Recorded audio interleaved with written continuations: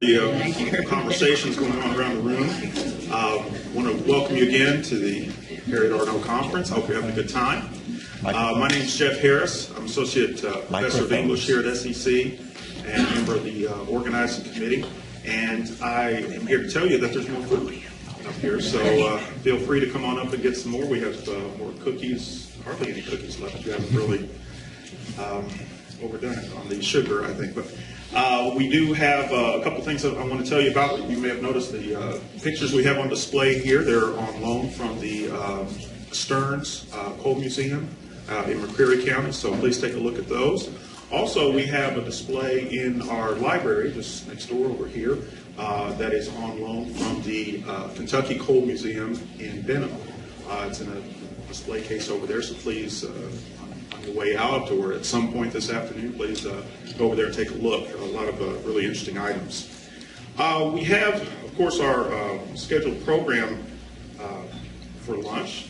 A couple wonderful speakers that you're going to hear in just a little bit, but actually I want to go off program for just a minute, a few minutes, if you'll indulge me. I want to point out that it does take a lot of people to organize an academic conference, and as a matter of fact, I'd like for all the people who are involved in organizing the Arnow Conference, who are here in the room, if you would please stand and let everyone see you.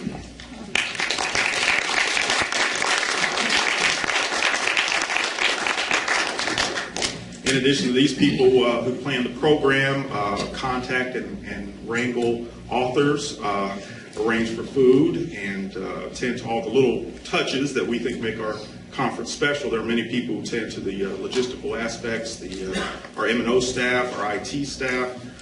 Chelsea Wolf, who's not in the room right now, she's handling the money today. John Berlew's in the back keeping an eye on Chelsea, keeping an eye on the money. If you know Chelsea, you know what that means. But Sarah Tucker coordinates the various rooms. And I don't want to go further with individual names because I'll leave someone out, but there are many, many people who had a hand in this year's Arnow Conference, and we appreciate all their help. With that in mind, I want you to think what it takes to keep a conference going for 11 years. We've had the Arnow Conference here at SEC since 2003, and hundreds of people have been involved over the years since its beginning. Hundreds have devoted their time, their efforts to this endeavor.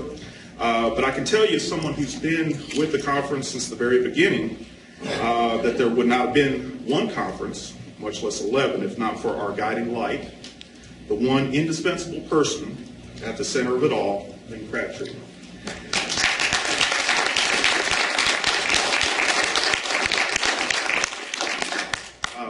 Lynn has let us know that this would be her final year as coordinator for the Harriet Arnow Conference, and I'd like to take a moment just to give you a little background, tell you about what the great work that Lynn has done. And by the way, we have Lynn's family here with us today. A small portion. Small portion, yes. the key members. And please welcome them as well.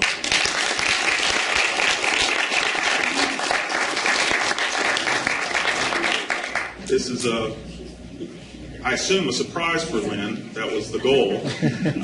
So I'm not sure if that worked out. I kept running into people all week who kept asking me about what you're doing for Lynn. Tell me about what you're doing for Lynn. I thought this is the worst kept secret ever. But in 2001, Lynn, working with fellow SEC instructor Bev Oler, wrote and submitted a grant proposal to the Ford Foundation, which at the time was funding a program to help community colleges around the country to identify economic development opportunities in rural areas. Lynn and Ms. Oler felt that cultural enrichment could be a means towards economic development, and the Ford Foundation agreed. The grant received funded several endeavors, including the Harriet Simpson Arnow Cultural Tourism Project. With additional funding from the National Endowment for the Arts, grant awarded in 2002, SEC commissioned local playwright and SEC faculty member Betty Peterson to adapt Arnow's best-known work, The Dollmaker, into a play, which was performed at SEC in 2003 as the centerpiece of the tourism project. At the same time, Lynn organized the first Arnow Conference, which featured author Silas House and poet James Baker Hall. The play and the conference were both well received and well attended. The conference was so successful, in fact, that Lynn and her band of merry organizers thought, why not do it again? And the conference has been held every year since, and has featured such notables as Eric Reese, Frank X. Walker, Gwen Hyman Rubio, Sina Jeter Naslin, Crystal Wilkinson, and Diane Fisher. We've also been honored to have as almost annual guests and supporters Gurney Norman, Sandy Ballard, and Harriet Arnow's son, Tom Arnow. The conference has had its problems. With Lynn's guidance, it has endured storms. The grant money eventually ran out, and Lynn worked to secure funding through SEC, through her division's budget, through private donations, and I seem to recall loaning Lynn $20 once that she never paid back.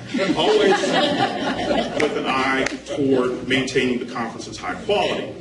Another storm was a shift in venue from the center to SEC, where room coordination is always a challenge.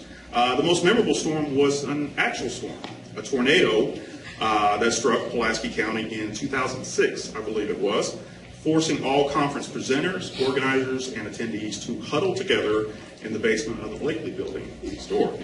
Lynn made the best of it as she went from group to group, starting discussions about the day's topics. And despite the fact that the writing team of Hal Blythe and Charlie Sweet later claimed to have picked up chest colds from the experience, we look back on that moment fondly. And I remember very clearly, Lynn, how much she enjoyed just going from group to group, and had a lot of fun with the moment. So, in fact, we thought about somehow recreating that each year, having a tornado discussion or something along those lines. But it was a unique, special moment. Lynn has also nurtured the conference through the quiet storm of indifference at times, as organizers and administrators sometimes lost faith in the conference and its ability to endure. Thanks to Lynn, my friend and mentor, the conference is as strong and as vibrant as it has ever been. I honestly don't know what we will do without her. At this time, Gurney Norman, the elder statesman of Appalachian literature and the longtime presiding spirit of the Arnow Conference, has a few words for the occasion.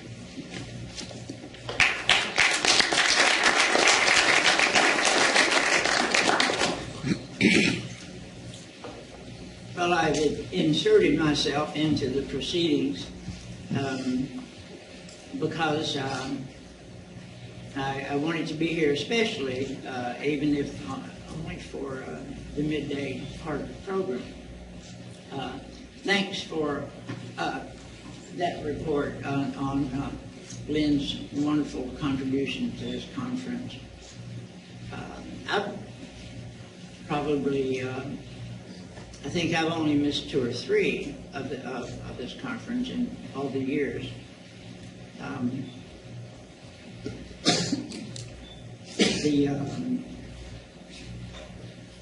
Part of the intention is, it's called the Harriet Arnow Conference, and it always does me good to get to this landscape over here in the Cumberland River Valley. The Cumberland River is one of the great historic rivers in American history, and Miss Arnow understood that better than anybody.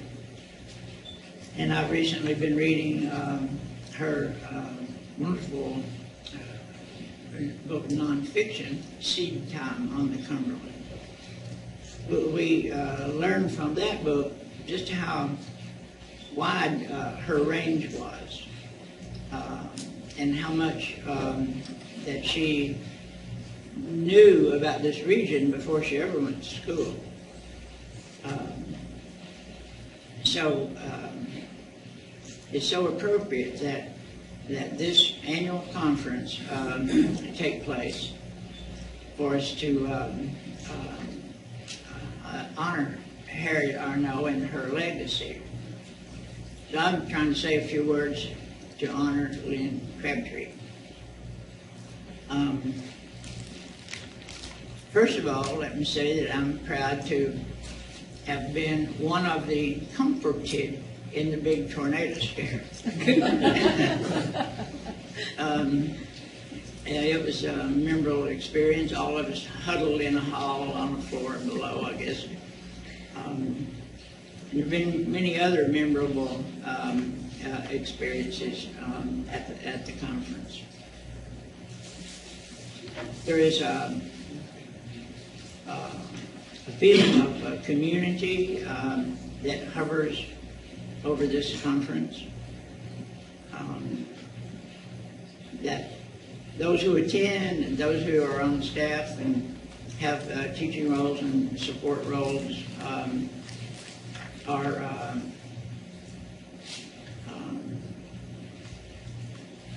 help establish a certain spirit that that is part of the conference.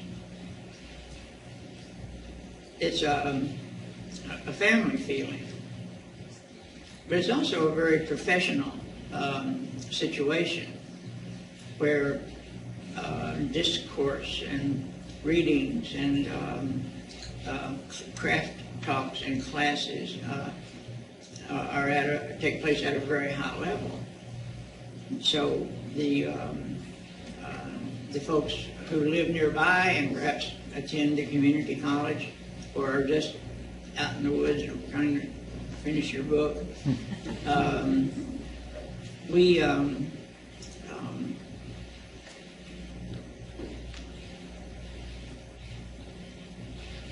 that's part of the sense of community. This is very meaningful to me because all these years I've been able to come to a professional conference that has a home feeling, and that's right up my alley. When those two things can come together, I get real happy. So I guess in trying to talk about the spirit of community here, what I'm really talking about is the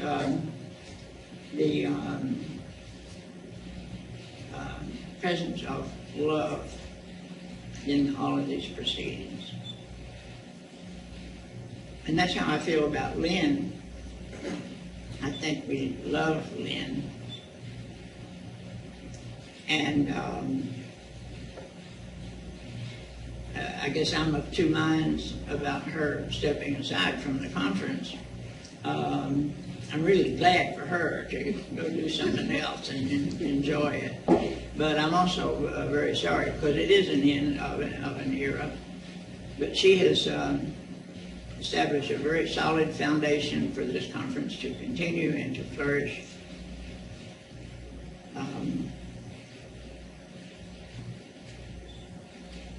And I think that that this idea of community, where can be characterized by affection, is much bigger than the Somerset area. I think of all the places around the world where Harriet Arnow's books have gone, where they are still meaningful. And this conference then participates in the ongoingness of appreciation of Ms. Arnow's work truly around the world. So we're very local, don't much want to be global, but nonetheless, her work reaches far. And so it is Lynn Crabtree who has maintained the conference, efficiently organized each session and operated it, and then been a quiet presence here while the conference is going on, and it always runs very smoothly. So I think many people appreciate Lynn, and since she's going to step down, we thought that there ought to be some kind of a token of appreciation. So here's this space age plaque or something. So here you go. Thank you.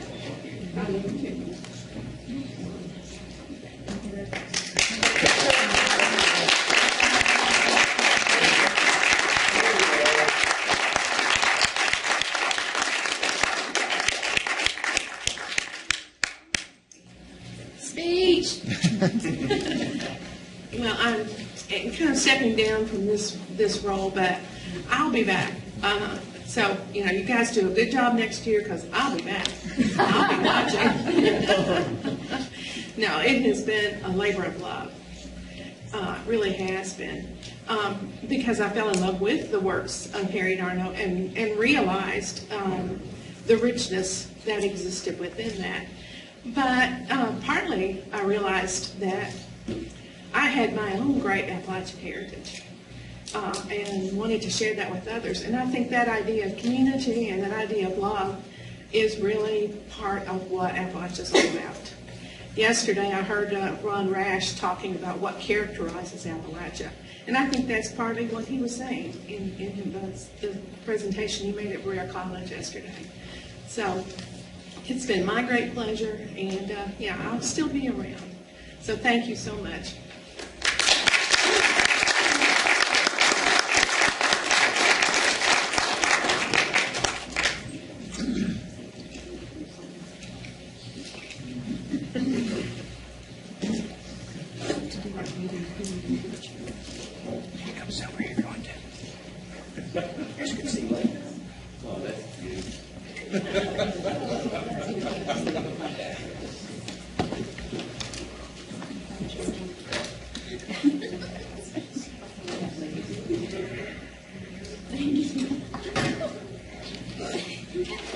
We do have one more surprise for Lynn. We have the first public performance of the Dollmaker, the stage adaptation in several.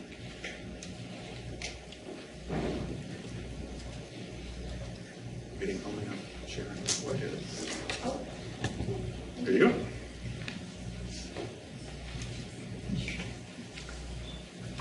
In April 2003, Somerset Community College's theater department, under the direction of Steve Kleberg, presented the world premiere of the stage adaptation of Harriet Arnow's novel, The Dollmaker. Betty Peterson, professor at SEC, wrote the adaptation focusing upon the protagonist, Gertie Nevels.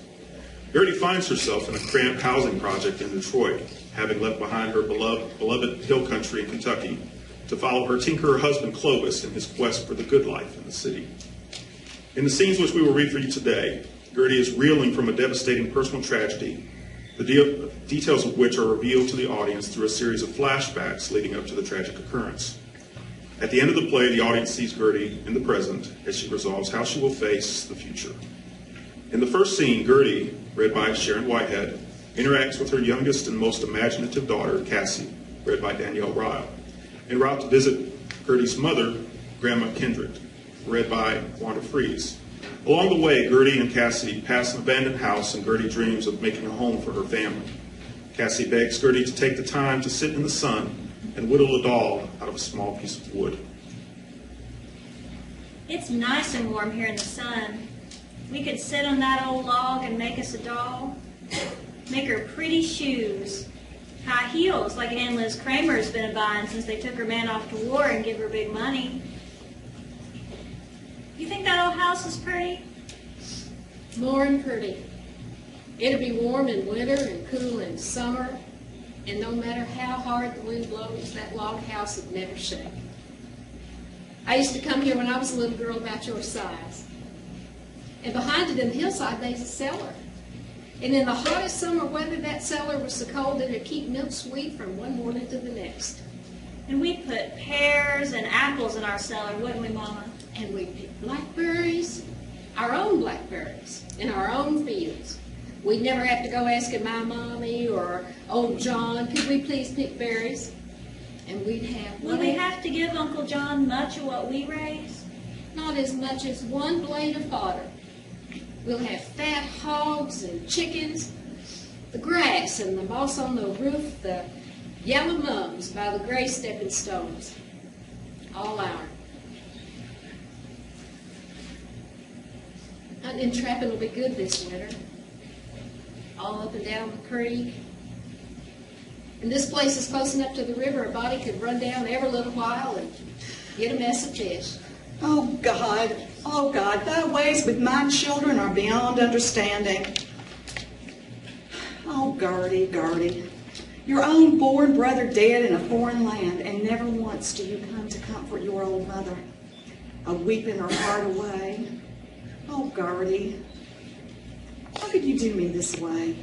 Your sister Meg has been so good and kind, has written me so many letters, and is aiming to come and see me at Thanksgiving when her man has extra day off.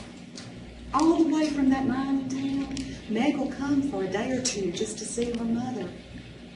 But you, everybody else been so kind, but my unborn child. Please, Mom. Cassie was bad sick with the croup. 3 weeks since word come on poor Henley, and I've had such a time. But from God alone can I be reconciled. I wish I could believe like them that Meg read about, and like you, if you believe anything. I claiming they ain't no burning hellfire, that our God would never allow it, but it says, I, the Lord thy God, am a terrible God. And what might a terrible God do? I can't bear to think on it. Henley, my onlyest son, a flaming there in hell. He followed that broad road straight to perdition, a dancing his dancing and a drinking his drops. Infinite justice, infinite mercy, let me be reconciled. I'll never see Henley in heaven. Well, if you're so certain about it, I reckon you could backslide and go to hell. Gert, you're mighty close to being an infidel. Maybe if it hadn't been for you, Henley would have given himself to God. Oh, he's seen you stiff-necked and stubborn in the face of the Almighty God, never repenting of your sin of dancing. What are you doing standing there glaring at me that way, mad as fire? Seems like you've been mad about something ever since Henley went away. I reckon you wanted me to lie. Say Henley was our sole support so they wouldn't take him. Oh, God, I'm feeling so bad. Please, Mom. Try your pepper. How's that old pain in your side? Oh, darling, do I matter so little you can't even recollect what hurts me? Maybe you ought to see a doctor. There's only one doctor left in this valley, and he ain't worth the time of day. Most of our men's going to war. Or to kill themselves in one of them factories. Won't be men enough left to dig the graves. Maybe the army won't take Clovis. Well, I guess I ought to let him go to Oak Ridge like he wanted, but I was afeard he'd want me and the youngins to follow him to some city. You're holding him back, Gart. Clovis, he ain't no farmer. You know that when you married him. Why don't you take off your coat? You act like you was a stranger. I need to be getting on back home. And why is it you're in a hurry, always seems like? I've been waiting for you to come so I could give you something. Henley, he writ to me not long before they took him across the waters that if anything happened to him, to help Gertie. You raised him, he said. Take this money, it's for you. Lord, Mom, you be needing it worse than Clovis and me. It's Henley's cattle money. He wanted you to have it. His dying wish, all of it. It ain't like I got long for this world anyway. And there'll be some insurance money coming in every month. Maybe it's like he always said. If you hadn't been big enough to help on the farm while he was growing up, we'd have lost the place. You've been good to us, Gart, kind of. Take it. Mom, Gart, think of me. If Henley's going hurts you so, think on how your poor mother feels. Ain't Henley, Mom. It's the first time in all these years. $300. Well, that plus what I have already. Eggs at Samuel's 2 years ago last July. Walnut kernel money winter for last. Big Dollmaker that wouldn't lay. 310 and now $300 more. That's $610. 15 years, mighty not. And I've got more than enough to pay for the Tipton place. I won't never have to move again. Never again see that weary, sullen look on Reuben's face that comes when he works a field among our own, knowing half his sweat goes to another man. So many times I've thought of that other woman, and now I am that woman. She considereth the field and buyeth it. With the fruit of her own hands she planted the vineyard. While Clovis is gone, I'll work on the wood. Nights in the firelight. And the face is plain. A laughing Christ. A Christ for Emily.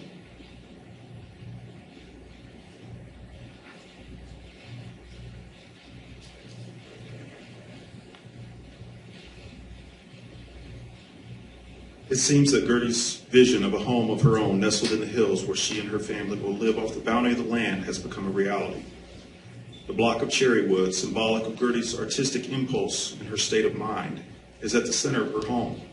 With the bequest from Henley and the money she has secreted away over the years, Gertie approaches the owner of the old Tipton place, John Ballou, and makes a down payment on her family's future. In the following scene, Gertie's mother intervenes. I will read the part of Reuben, Gertie's older son, who shares her love of the land. Gertie! Gertie! Mom, Miss Grandma Kendrick, she's so coated and bundled you can't tell if she's a man or a woman. Gertie! Gert!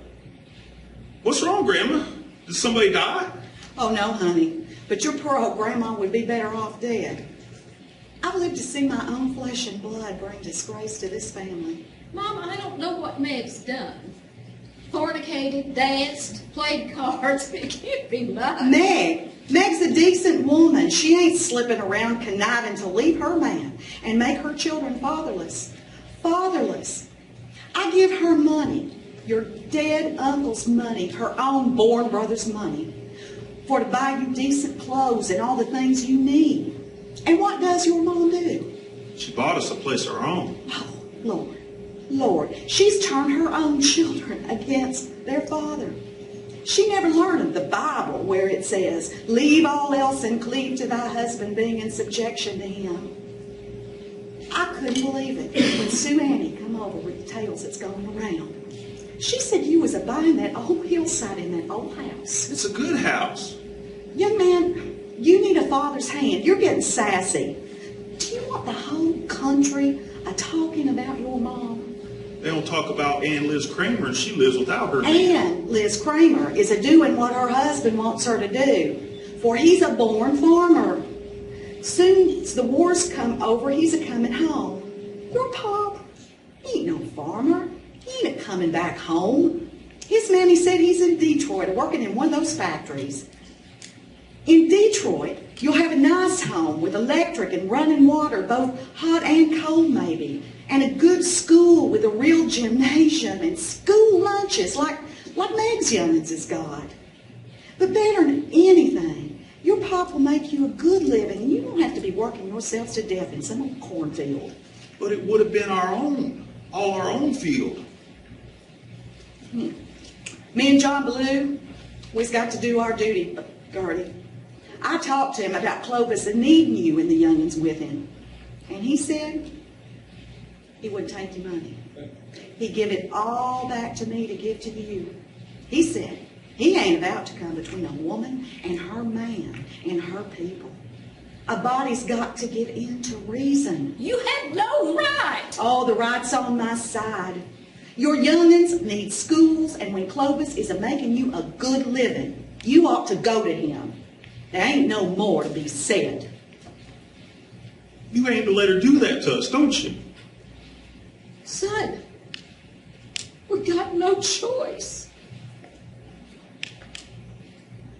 Coward. Coward.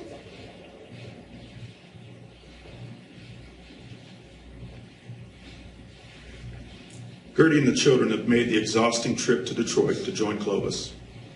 In the following scene, Clovis, read by Aaron Whitehead, joins his family in the crowded apartment, expecting Gertie to have fixed his first good meal since arriving in Detroit. I ain't had a bite of fried meat, seems like, since I got up here. I ain't got no fried meat, but I've got supper. I'm figuring on some good eating. You ought to have a heap of ration points since you never use none at home. Now don't be stingy, Gertie. You and the children needs clothes. Meg's had an easier life than you, and I want you not to have it so hard. For all my machine fixing and coal hauling, it's been a poor do. Oh, you done all right with your tinkering? Tinkering? I wish to goodness you wouldn't call it that, Gertie. It's my machine fixing that got me this job. You wasn't raised to eat sow belly in a tar paper shack doing work fitting for a mule. And young's growing up knowing nothing but work. Now you've got electric lights and a bathroom. Yeah, I know. Is something wrong? You look kind of peaked. You done good. Real good to buy so much stuff and send us money besides. Oh, woman, you surely don't think I've paid for all this. Up here, everybody buys everything on time. How much we owe, Clovis? Now, don't start worrying. Just get it into your head that I'm making big money. I ain't no sweeper making the lowest. I done what I aim to do, got on as a machine repairman. You know what my paycheck will be this week? Better than $100. I don't make it every week, and I recollect that's for hospitalization and union dues and OAB and taxes. Right now, with everything to buy, it ain't no fortune. Took saving to get a down payment on all this, and a car too. But Clovis, if you've already run into debt before me and the youngins come, how can you manage with us? And we can't keep on living in this little hole. Gert, we ain't hardly seen one another before you start quarreling about money and the place I got for you. Now, what was you expecting? A castle in Grosse Point where them rich Dagos lives? I was lucky, mighty lucky to get this. They ain't hardly standing room in Detroit, and I had to have a car. Body can't live in Detroit without a car.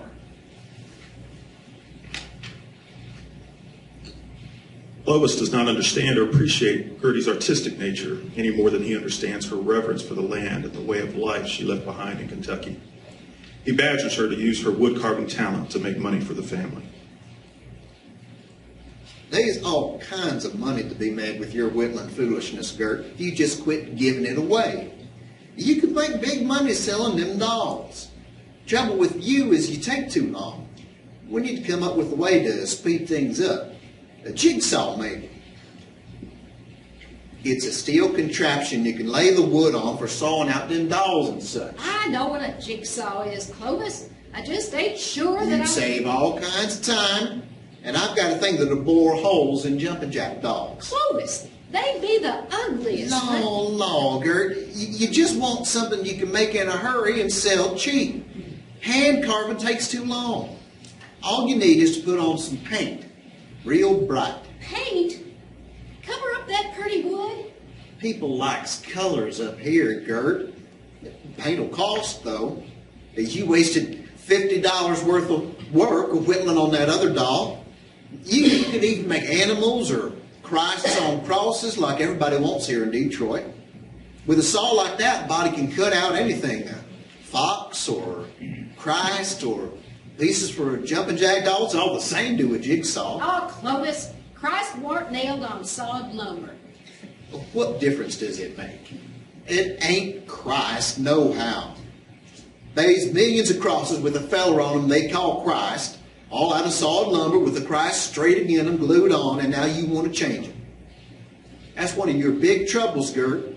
You won't give in to being like other people. But it's something millions and millions of people has got to do. And the sooner a person learns it, the better.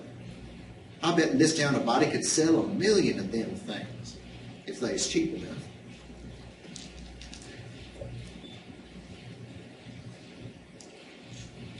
Reuben, the oldest boy in the family, resents as much as Gertie the confinement of the housing project and the alienation he feels among the boys and girls who have grown up in Detroit and who tease him for his country ways. In an effort to help Reuben with his schoolwork and relationships at school, Gertie goes to visit his homeroom teacher, Miss Whittle. Miss Whittle? It's late, and I've been teaching and talking to mothers all afternoon. I've come to talk to you about my youngin'. Boy. You'll have to hurry then. Child's name? Reuben. Reuben Nevels. Well, what's the matter? Is he failing or passing? A percentage fail, you know. He's passing, I reckon. But you're his... You got him more than the other teachers, and you'll keep on having him. And I can't think... Are you trying to say that I'm his homeroom teacher? Well, what's the matter? He don't seem to be doing so good. Not in his homeroom. He ain't happy. And while I was here talking to Cassie, my little girl's teacher, I thought I'd just stop by. And of course, it's his teacher's fault your child is unhappy. Now, just what do you expect me to do to make him happy? That's what I come to ask you.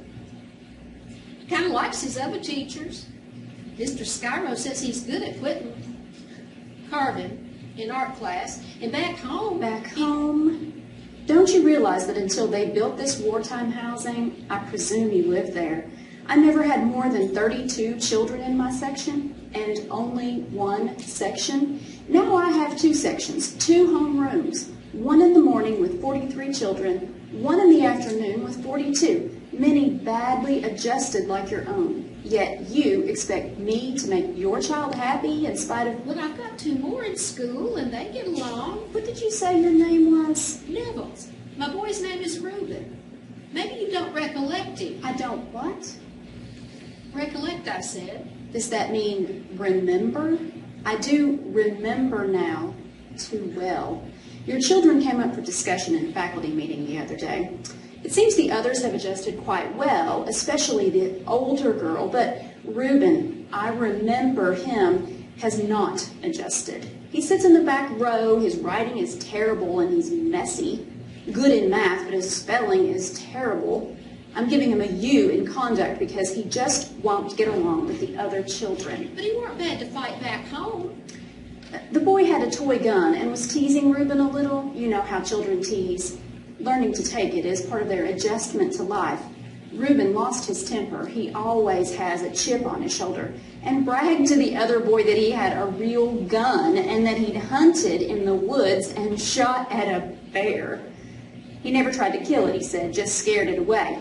The boy, of course, called him a liar, and Reuben, are you sure he's only 15? Slapped him down. Mother came to me. I told her to go to the principal. Reuben weren't lying. He's had a rifle since he's 10-year-old. There's bear and deer close to our place back home. We're right on the edge of a government game preserve. One year the deer eat up my late corn. I don't want none of my children playing with a toy gun, pointing it at one another. Someday when they've got a real gun, they'll forget and use it like a toy. Your psychology and your story, too, are, well, interesting and revealing. But I see no point in carrying the discussion further. You will have to adjust. Adjust? Yes. That is the most important thing, to learn to live with others, to get along, to adapt oneself to one's surroundings. You teach them that here? Of course. It is for children, especially children like yours, the most important thing, to learn to adjust. You mean that you're teaching my youngins so that no matter what comes, they can live with it? Of course. You mean that when they're through here, they could, if they went to Germany, start getting along with Hitler? Or if they went to Russia, they'd get along there and be communists? Or if they went to Rome, they'd act like Catholics and start worshiping the Pope? How dare you? How dare you twist my words so and refer to a religion on the same plane as communism? How dare you? I was just asking about adjustments. You know perfectly well I meant no such thing. The trouble is you don't want to adjust, and Reuben doesn't either. It's a lot more trouble to roll out steel and make it like you want it than it is biscuit dough.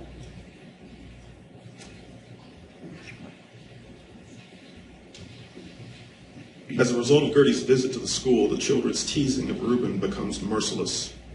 Rather than adjust, as Miss Whittle recommended, Reuben runs away back to the hillside farm of Gertie's mother and father. Though she is relieved to know that he will be happy there, Gertie feels that she has betrayed Reuben by not standing up to her mother. She seeks comfort in the block of cherry wood, her refuge amidst the noise and chaos of the alley. Instead of the laughing cries for Henley, Gertie sees the figure of Judas, the traitor, emerging from the wood. Oh, Reuben, what have I done to you? I could raise bushels of sweet taters, fatten a hog, kill it, and make good sausage meat. But I don't know how to buy it. I can board a fine and laughing boy, make him grow up big and strong. But inside him all his laughter died. I have sinned in that I betrayed innocent blood, and he cast down the pieces of silver, and he went away and hanged himself. Oh, Reuben.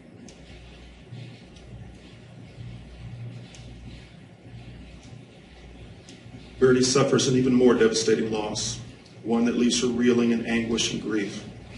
In the last scene, she turns for a final time to the man in the wood, determined now to carve from the precious cherry figures of the Mother Mary and crucifixes to sell in the alley and to help support her family in their new home, Detroit.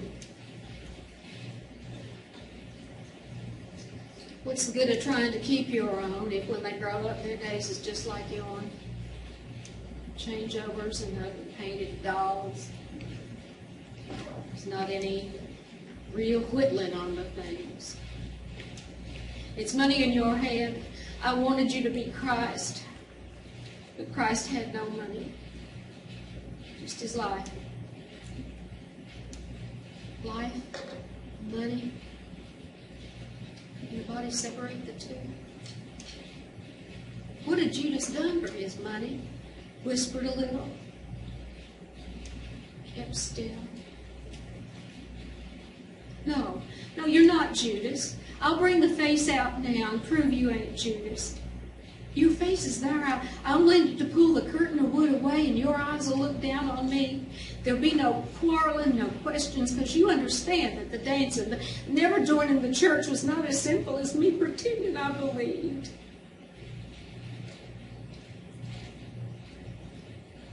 I stood still for it. I kept shut. I could have spoke up. On the willows we hanged our harps, and they that wasted us required of us mirth, saying, sing us one of the songs of Zion. But how shall we sing the Lord's song in a strange land?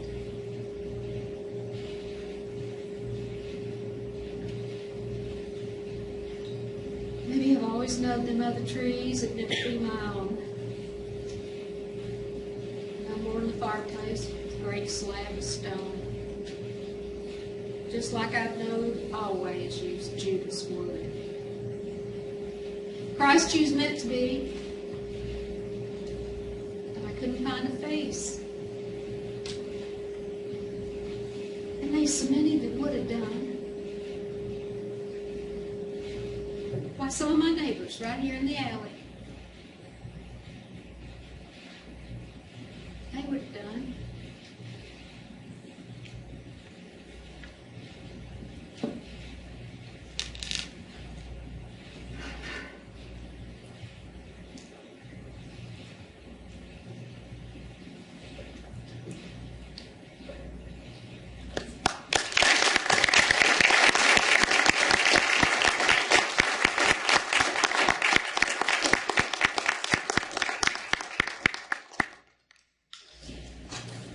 I want to thank you again for your patience and your indulgence, and we'd like to move on now with the non-secretive portion of our lunch program. But I think it'd be a good idea maybe to take a 5-minute break before we do that, to transition to that. So if you'd like to get some more to eat or to drink or to... James B. Goode, creative writer, essayist, photographer, and Appalachian scholar, has written about the Appalachian region since undergraduate school in the 1960s.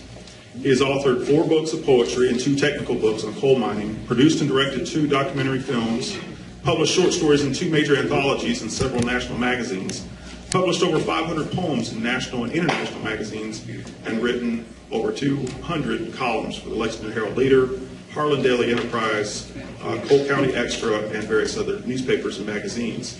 His work has appeared in the Kentucky Encyclopedia, Encyclopedia of Southern Culture, Encyclopedia of Appalachia, Encyclopedia of the Midwest, and anthologies such as Robert Higgs and Ambrose Manning's Appalachia Inside Out, the Blair Mountain Anthology, and God's Plenty, Modern Kentucky Writers. His major public works include Appalachian Mountain Mother, 1969, The Whistle and the Wind in 1971, Poets of Darkness in 1981, Up from the Mine's Edge, Mining in the 21st Century in 2002, Kentucky's 12 Days of Christmas, 2012, and his short stories have appeared in several anthologies, including Appalachian Christmas Stories in 1997 and Appalachian Love Stories in 2001. His documentary films include Lynch, A Coal Legacy, and Coal, Steel, Machines, and Men, The Benham Story. Both were broadcast on Kentucky Educational Television. Please welcome James B. Goode.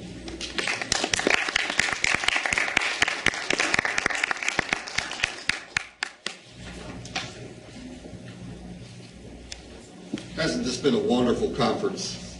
Let's give the organizers a hand for this wonderful.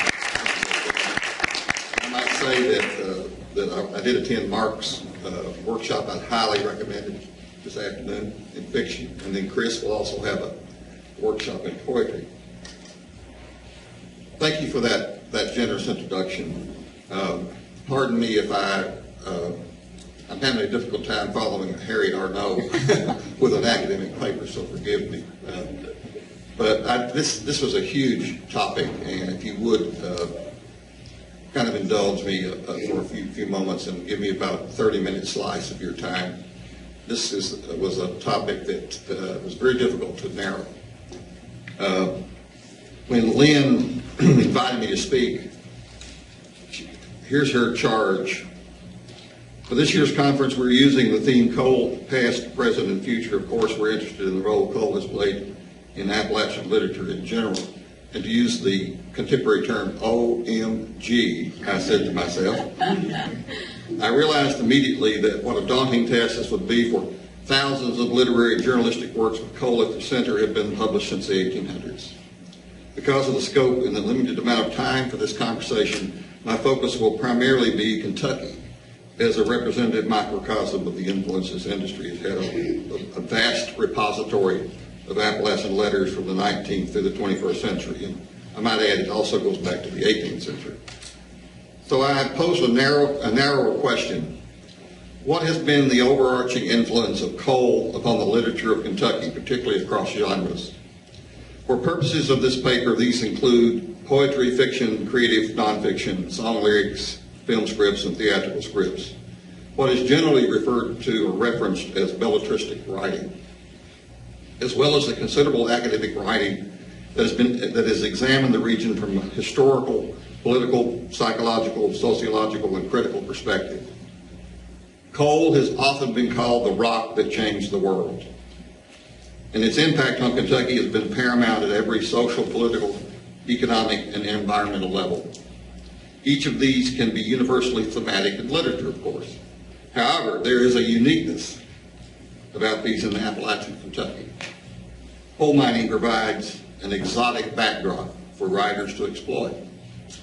After all, coal mining is dangerous, threatening, and sometimes violent. The coal culture produces a mystique of otherness. Its subject is easily romanticized and embraced by local color writers. It's produced numerous colorful stereotypes. Early in its history, it attracted immigrants who were perceived as ignorant, filthy, and even sometimes vicious. It invented a culture where many believe that miners' minds are not sufficiently developed to be able to lead themselves, and therefore must be placed in the care of a paternalistic coal company that somehow knows what is best for these less cultured, ignorant people. It has produced the mistaken notion that all coal miners have a socially upward aspiration, that mining is a stepping stone for something better, or is a representative of a failure and a belief that the most able are those who want to leave or escape. It has a history of producing adversarial relationships between management and labor, and has had a significant impact on the environment. In a 1988 article written by Stefan Elise Booth titled American Coal Mining Novel, A Century of Development, she offers an important historical accounting of the evolution of the American coal mining novel. Booth divides the article into 5 time periods: the rise of industrialization, 1876 to 1895, the ascendance of the United Mine Workers of America, 1895 to 1910, the era of opulence versus poverty, 1910 to 1929, the Great Depression and World War II, 1930 to 1945, and the post-war era, 1945 to 1981. Booth mentions 2 novels of note published during the 1876 to 1895 era of the rise of industrialization: Mary Abigail Rose, Free Yet Forging Their Own Change, published in 1876, and Moonblight and 6 Feet of Romance, published by Daniel C. Beard in 1892. Rowe's novel, quote, includes many of the stereotypical characteristics of melodrama. The epitome of goodness and justice is the mine superintendent. Striking miners are portrayed as evil obstructionists who prevent the good miners from returning to work. Only the protagonist, Julia, undergoes any change in the course of the novel, albeit incremental, morphing from rich girl who helps the miners' families when it's convenient to do so, to rich girl who develops a new sense of stewardship through philanthropy, to one who seeks out the truly deserving and lightens their suffering and poverty in the world. End of quote. Dan Beard's novel Moonblight is contrary to the majority of novelists writing after the Civil War who did not recognize that the industrialists had created another kind of slavery. Beard made white slavery, or unskilled workers, if you will, the theme of his 1892 novel. His apparent intent was to manifest a moral sense in the slave driver who could then, quote, transmute the baser earthly coin into the fine gold of love and the silver of truth. Booth suggests that during the, quote, ascendance of the mine workers of America, 1895 to 1910 era, as America transitioned from the Gilded Age, quote, new problems were emerging, such as overcrowding, job shortages, low wages, and too many foreigners and unskilled workers. The novels of this era wrestle with the immigration issue, worker unrest, working conditions, abuse of authority, labor versus the capitalist owner, radical politics, and religion. Most notable among these is Grace McCowan's Cook's 1905 novel, The Grapple, that features a miner and a union member turned mine owner who is opposed to the closed shop, but, quote, believes that the laborer is endowed with a certain dignity that the capitalist does not possess, end of quote.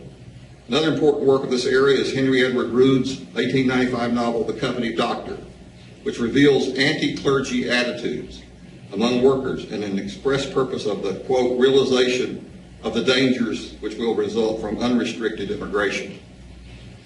The most prominent book published during the 1910-1929 era of opulence versus poverty was Upton Sinclair's 1917 novel, King Coal. Sinclair illuminated the plight of the rank and file miner by examining the feudalist state created by mining companies beginning in the early 20th century. In an effort to maintain the skilled workforce required to populate the remote locations of the coal mines and to produce maximum profits for their shareholders, the company exacted control of workers as if they were an association of medieval lords who were in charge of an ancient kingdom. Workers and their families lived in coal company camps. And by the way, they were called camps because originally they were tents, and then they built permanent structures. And here they were often treated brutally. There was no democracy and little or no privacy. Many companies employed spies and kept detailed records of such things as marital infidelity. And I know this because I processed the International Harvester Benham Coal Camp collection, and there was a ledger kept by the police department that documented when the husband came out of the front door to go to work and when the guy came in the back door to have the affair. They had very detailed records of that. Miners were often required to purchase all their needs from the company stores and subsequently remained indebted to the corporations or the families who owned them. Every worker was expected to show total loyalty and give their lives to the enterprise if need be. If a coal miner were to be killed, then the family would immediately be asked to move from the camp. Those who did not work for the enterprise were not allowed to remain there. And there is an incident of the company showing up at the widow's door and even confiscated his tools and gave her a few hours to get out of the camp.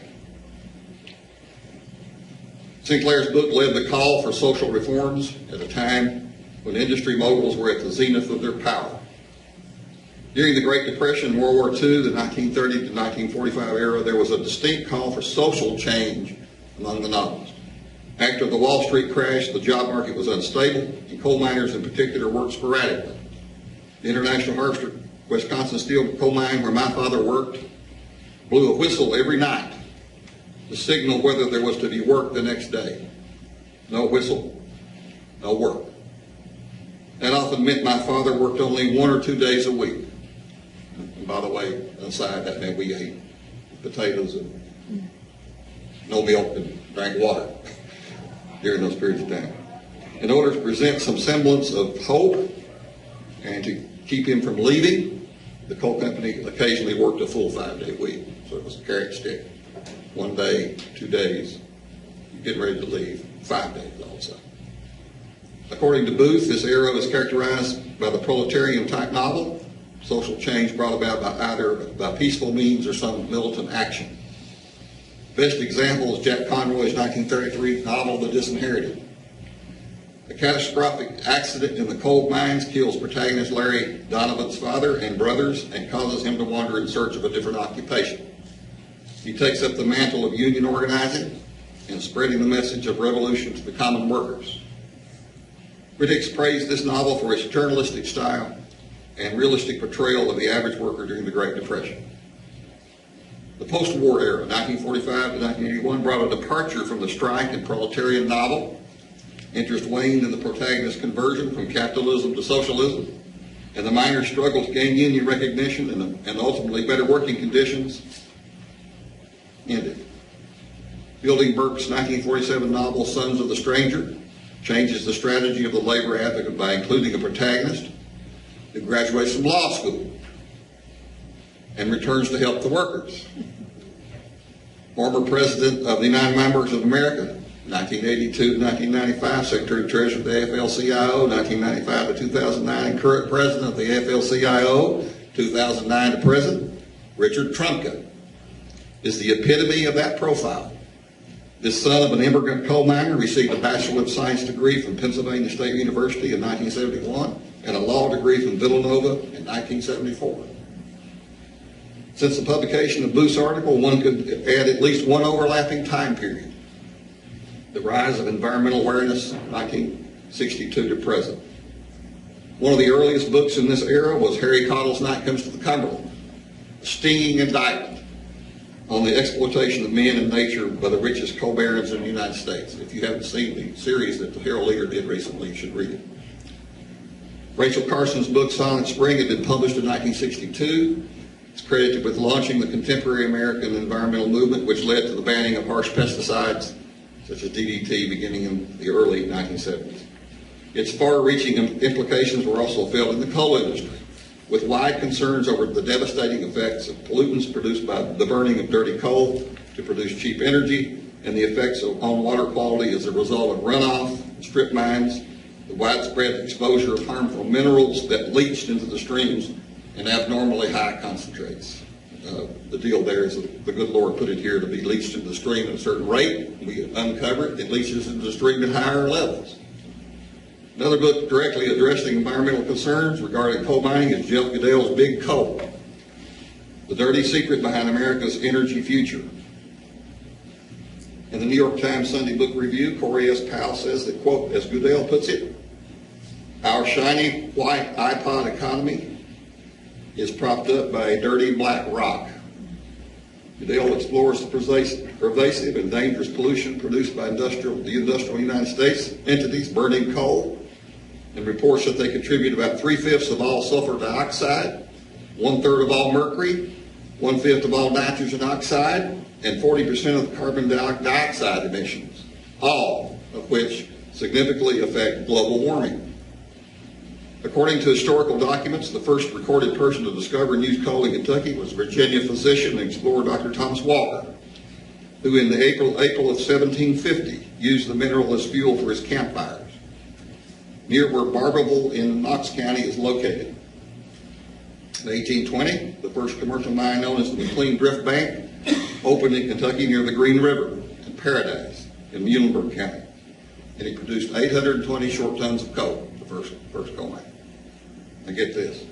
Production totals in Kentucky grew to 100,000 tons by 1843, 1 million tons by 1879, 42.1 million tons by 1920, and by 1923, the all-time high U.S. employment of coal miners was 704,793. For the last several decades, Kentucky is consistently ranked among the top 3 states in total coal production. And the latest figures I could find. In 2011, 400 mines in Kentucky produced just short of 107 million short tons, putting it behind West Virginia with 135 million and Wyoming with 336 million. In Wyoming, it's 300 feet deep, and the seam runs from here to Louisville. So that's why they're mining so much coal. It's all strip mining. The number of full-time miners in 2011 was only 19,102. So contrast that with the earlier figure I gave you, and it tells you what's happening with the coal industry.